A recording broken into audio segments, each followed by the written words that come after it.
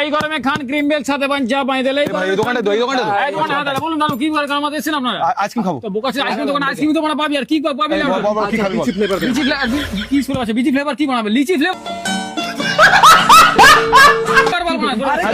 দিন ওটা দিন লিচি ফ্লেভার লিচি ফ্লেভার না না না ওটা খাবো না ওটা খাবো এই আপনি একটা কন্ডম আইসক্রিম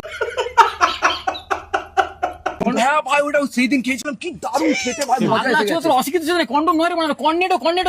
হ্যাঁ বানা ও ঠিক আছে এইটাও না ওটা না শুরু ফ্লেভার আছে দুটো ফ্লেভার দুধ ফ্লেভার দিয়ে তো আইসক্রিম তৈরি হয় বানা বোকাছে